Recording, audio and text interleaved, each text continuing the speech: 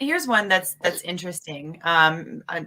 Some people probably maybe won't like this. Maybe people that are a bit more libertarian might. Assisted death changes. Starting January 1st, terminally ill patients won't have to wait as long to request fatal drugs. The waiting period between the two required requests will drop from 15 days to 48 hours. That's quite a substantial difference. A pretty big shift. Yeah.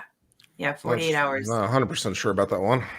I worry about that a little bit. I mean, it's like I do believe in the right to die. I get all that, but I also can see where I think there's some Scandinavian countries where, family members can help determine a little bit, and it just worries me that things may go farther. Like maybe grandma's been here a while. Grandma's tired. We've got some property. We need to settle some of this out, and grandma, it's time. Which the requirements, though, at least in California, last I checked, it does require that you have capacity.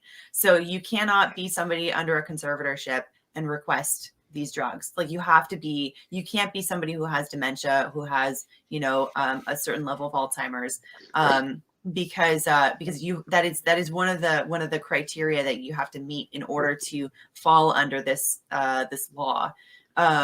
So that's one thing that I think would sort of help protect people from being taken advantage of by this law. But I completely understand your concern. And especially in a year following the whole Britney Spears thing, how she was under a conservatorship for a very long time.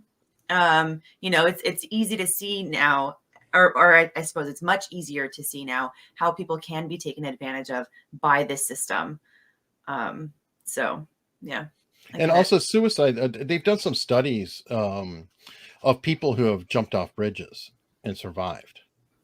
And those are really kind of scary because a lot of the people, it's like this weird impulsivity where they didn't really feel necessarily suicidal or whatever at any point, but for whatever reason, they just got a bug up their butt or something, and they just did it. And it's quite startling.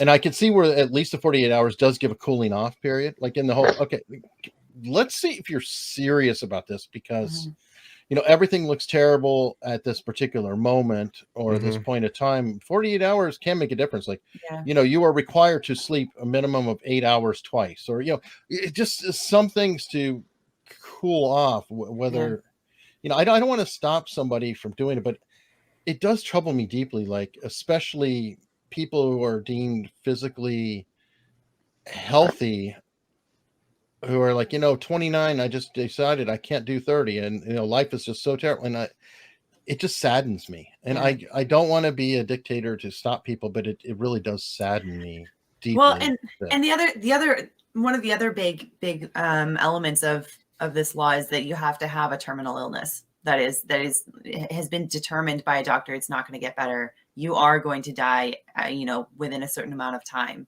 For now, is well, sure, and medical, advancements can be made to change those things. Just like our definition of viability, right, is different than it was 50 years ago. But that is one of the requirements. So if somebody, all I know is I'm adding the euthanasia to my all service store. It's guns, abortion, euthanasia. What are you gonna have sliding scale rates or what? Yeah, and we'll even have a funeral home there, so we can help you. With the all those options. So it'll be one stop. Yeah, no, we got it all covered. So what if you have somebody pregnant with euthanasia? Can that count as a twofer? Buy one get one. Yeah, kind of. Yeah, add the gun to it mix, right? Oh, well, yeah. I mean, if we're gonna go dark, let's dark. If the death drug time law was whipped by Kamala, I don't think so. Well, I think she was a senator. She was a senator at the time that was put into law, but she was a senator in Congress. So I don't think she had anything to do with that. Correct me if I'm wrong, but I think that's the case.